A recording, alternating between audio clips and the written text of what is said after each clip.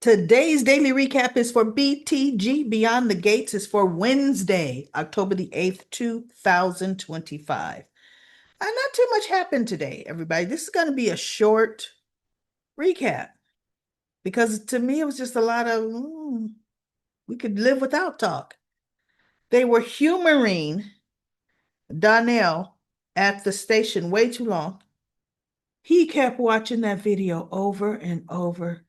I'm sure, and Vanessa's like, I can't watch this again. I can't take it anymore. And he goes, I'm just trying to see if somehow I could figure out what he was thinking. How could you figure out what he was thinking about? He goes, there's no audio. And Joey says, no, we don't have audio on our video, right? And he goes, I just want to know. I mean, did he think about us at all? Did he think about Mom? I mean, what could he have been thinking? I'm looking at it and I'm thinking, see, no, kid. After time number 4, you've looked at it enough, right? And he goes, perhaps, now Joey's still there. Perhaps if I could talk to the dealer who was the last person that spoke to him, maybe I could find out. Maybe. And Vanessa says, how would that help? You saw him drinking and drinking. You saw him lose the watch. You saw him get up and walk away. And he tells Joey, isn't there video in your parking lot? And Joey says, that back lot, the video is, the camera's out. I've asked the owner of the building, or maybe he said the lights out or something. I've asked the owner of the building to fix it for months now, and he hasn't fixed it. So no, sorry. So anyway, Vanessa's like, he says, but if you feel talking to the dealer can help give you some closure, he's not on my payroll anymore, but I could get him down here, I'm sure. So goes, yeah, Vanessa says, no, I don't. I don't feel, how is that going to help? Because see, to me, you already talked to the dealer, Donnell, right? When you got the watch back. So anyway, Joey texted him. And of course, the guy was in the back room dealing cards. Joey's going to have to actually move that guy because Vanessa walks in there way too much. That back office. He's going to have to reassign him to something else, right? So Marcel comes back in there and the guy gets all nervous. I can leave town. And he goes, why would you say that? Because you're the executioner. He says, if I was going to execute you, I wouldn't walk in here, stroll in here casually. You would know I'm in business, right? Because I came in here for a drink. And so anyway, he got the text from Joey. He goes, the boss wants me to come down to the station and answer some questions. He goes, and you better answer them right. My name doesn't come out of your mouth because I was not there. You just give the skim over. The guy was drunk, kept drinking, and the guy lost. So then Marcel got a text from Joey. He goes, oh, and the boss wants me to make sure you get there. So I'll be following behind you. We're going to go separately, but I'm going to make sure you get there. So Marcel does walk in first, right? So Vanessa's gone. She goes, I can't take it. And I'm not going to stay for this. So she leaves and Joy says, I'll walk you to your car. And he says, listen, tells Donnell, I hope you can find closure with my former employee. And he leaves. So the guy comes in and Jacob asked him some questions, but Donnell jumps in, almost like Cat. You just kept serving my father drinks and drinks, and you didn't. He goes, look, I'm the dealer. I didn't count how many drinks he drank. I am sorry for your loss. But yes, I did notice he had too many. He says, so I did leave to call him a car, a cab. He says, but when I got back, he was gone. He says, I don't chase people out the door. So anyway, Donnell says, coming in asking another question, and he goes, the dealer looks at Jacob and said, I'm sorry, who's asking the questions? Isn't this your investigation, detective? And he goes, yes, it is. Calm down, Donnell. Calm down. So Jacob asks another question. Donnell jumps in again. And Jacob kind of looks at Donnell. So the guy asks whatever question that was. And he goes, did he mention us? Did he mention his kids? Did he mention his wife? Did he? And so he says, no, we weren't talking like that, right?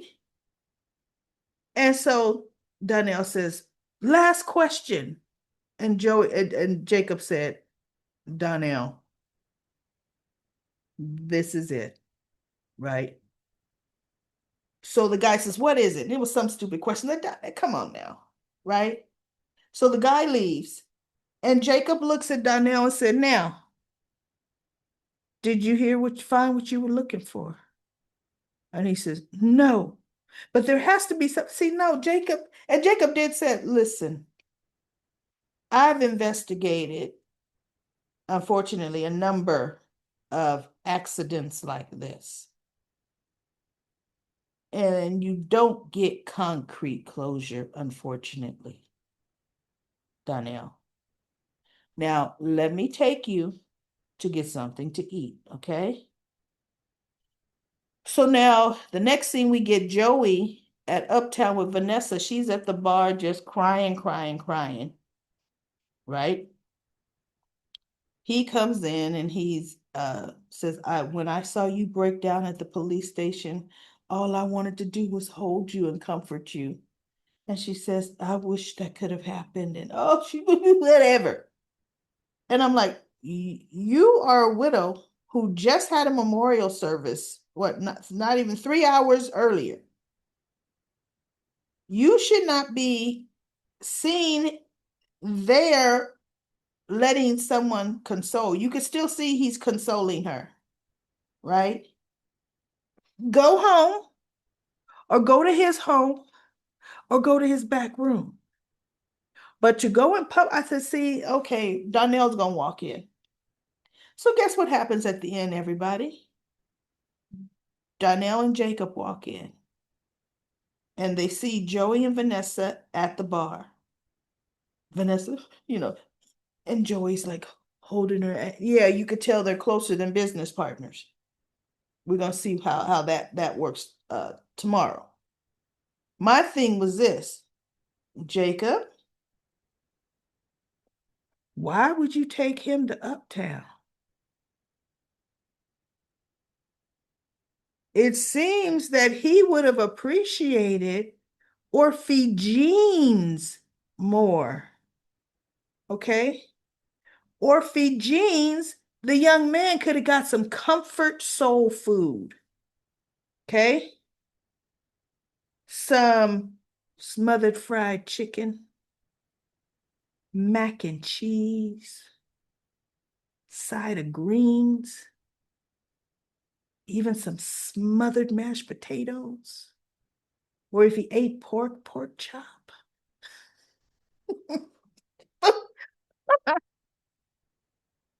He's gonna take him. He's gonna take him to an upscale yuppie place. No, that didn't make no sense. As soon as they walked in, I thought, now why did Jacob bring him to Uptown and not Orphe Jeans? He would have definitely needed a piece of peach cobbler to help. Okay. So anyway, yeah. Then we had a whole bunch of Danny and Nicole talking. I ain't even gonna, sisters talking to each other. And Danny pretty much telling Nicole, you stay in your lane. My lane is the distraught, messed up sister, and I hold that title. Period. Don't get in my lane. Because they tried to talk about Andre, don't you hurt his heart? She says, I have no plans in hurting Andre at all. Anyway, so they just had a lot of conversation between them two. And then we had Martin and Smitty. Martin to me, he was trying to emotionally blackmail Smitty.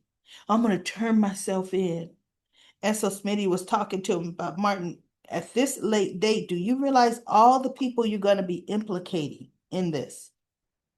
Your whole family, pretty much. Are you ready for that? He goes, because I'm not. I'm not ready to be implicated now at this late date in this. And Martin's like, no, I mean, I would try. She goes, how? Will you try to what? What would you say, Martin? That could shield everybody.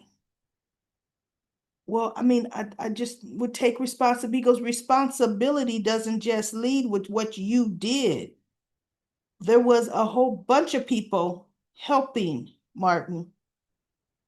So Martin finally said, but you're the one. I mean, I've lost you because of lies and I felt the truth. I should tell you, he says, this has nothing to do with now you trying to fall on some sword telling the truth. He said, because even you doing that doesn't erase what you did with for 2 years lying to me. Your solution will not fix that problem, Martin, and it would only create more problems. And he showed the picture of some of their family. He goes, what would happen to Samantha and Donnell if they find out the whole truth? And now you're taken away from us along with their grands and their just pretty much most of the family. Martin says, okay. Well, then what, Smitty? I mean, I want my family back. What do I have to do? And Smitty says, you may not have ever really planned on turning yourself in. Was your whole plan to manipulate me into talking you out of it because you knew I would? And Martin says, wait, what? Why would you think I would try to do that? Yes, I kept a secret from you to protect you, but I have not tried to manipulate you. And I'm thinking, if you don't consider trying to keep him from going back to work and trying to manipulate the person that wanted to said that he had a job, that manipulating, yeah, okay. Anyway, so he says, look, here is a text train.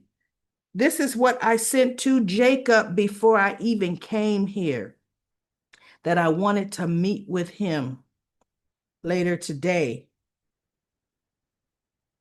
And here's what Jacob said to me. Okay, blah, blah, blah. He says, so no, Smitty, I really plan on telling Jacob everything. And Smitty says, well, you text him back and tell him, no, you've changed your mind. You don't have anything really you wanted to say.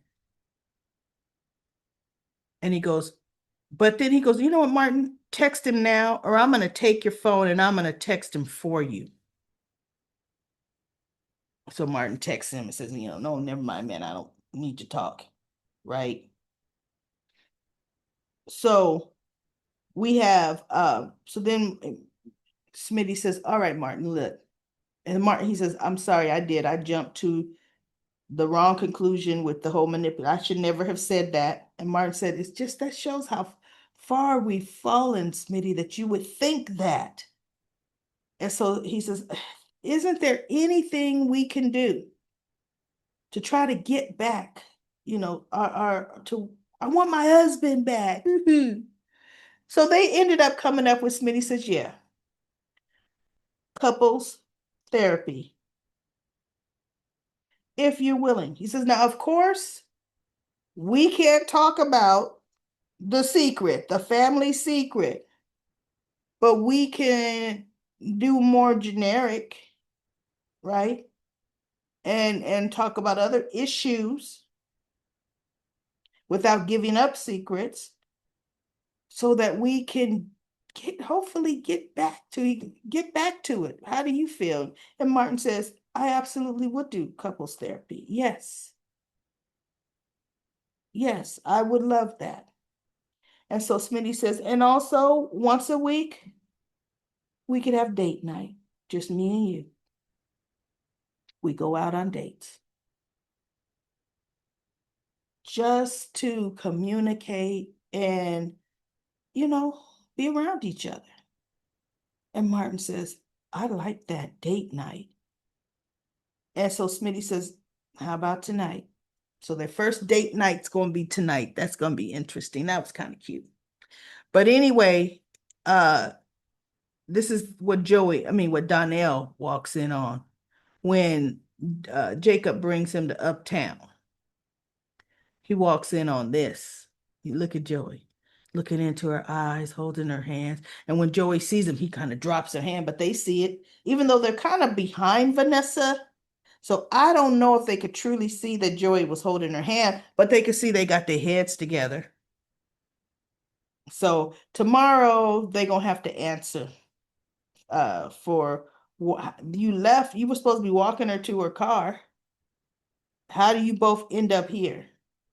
So that's going to be interesting. That's it, everybody. Nothing else happened, you know, worthwhile on the show today. So I'll be back. Oh, let's see what Comment Corner has to say. Comment Corner. Let's go to Beyond the Gates and the comments. Here we go. All right, I actually have some comments today, everybody. I don't know if the setting is working now. Good. Let's go from the top down. Sandra says, "Thank you for your review. I just loving every minute." You are welcome, Sandra. Lucy says, "I love Beyond the Gate.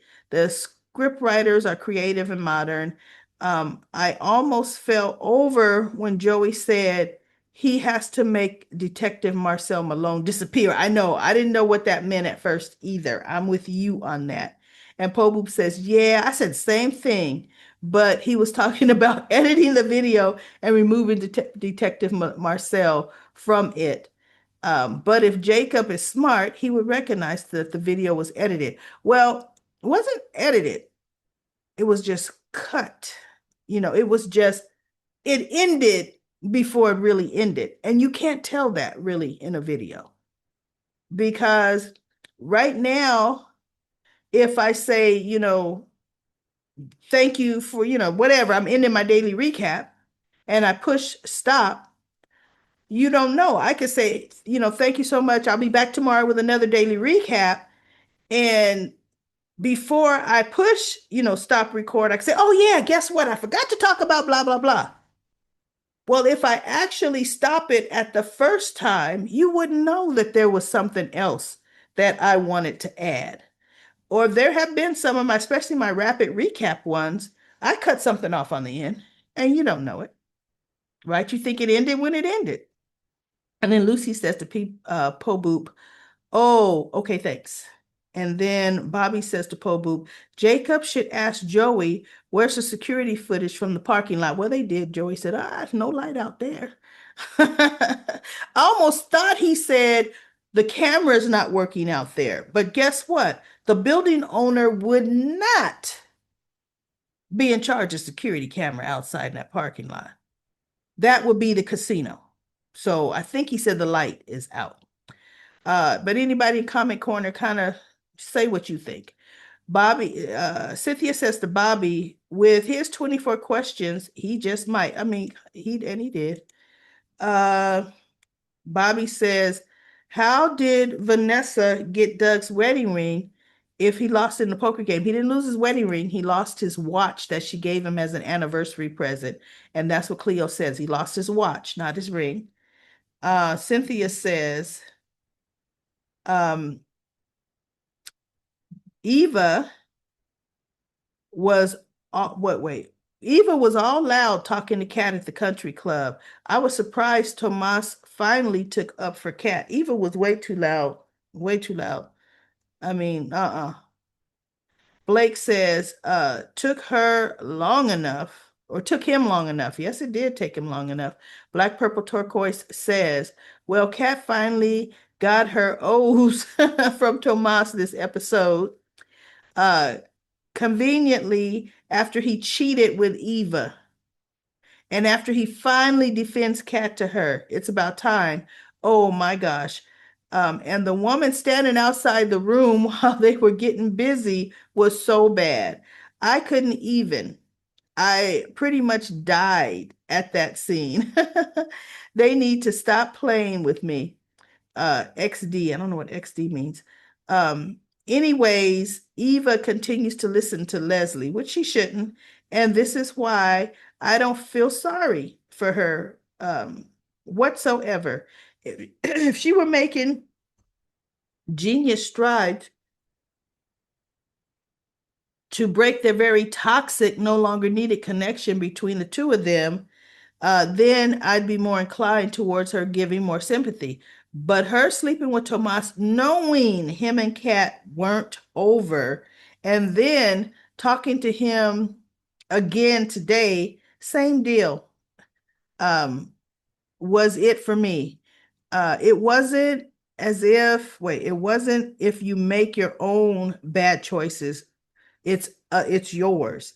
Don't get into trouble following wait, someone else parent or not. Yeah, someone else. It doesn't matter. Thanks, Daily Recap Lady. Yes, true. Eva should have had a moral compass, and she didn't.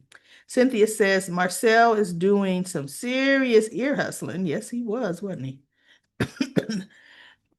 I don't know why I'm starting to cough, y'all.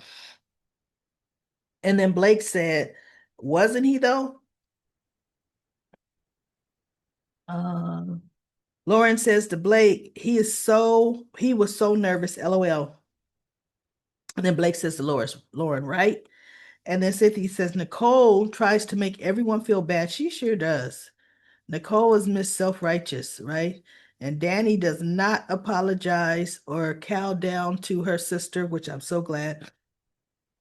Lucy says, it's a total psychiatric and psychologist used in counseling. Well, it's a tool psychiatric and psychologists use in counseling if they ask parents, how does that make you feel? Okay. And then Cynthia says to Lucy, I understand that aspect, but dang it, leave the job at the job.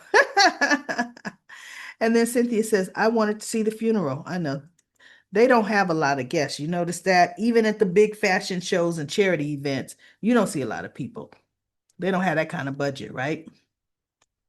And then Bobby says, I'm not surprised because the show have Bill playing a famous lawyer, but you haven't seen him or Naomi perform a trial in the court. That is so true. Like other soap operas do. Yep, they sure don't. And then Juanita says, I think if he had passed in real life, they would have shown a funeral. Oh, you mean the actor? But I heard the actor Doug, and see, and I hate hearing saying what I heard, and I didn't really read it. And so, but did I read that in Soap Opera Digest? I think I may have read that in Soap Opera Digest. That the actor playing Doug was stepping away from the role because of health reasons.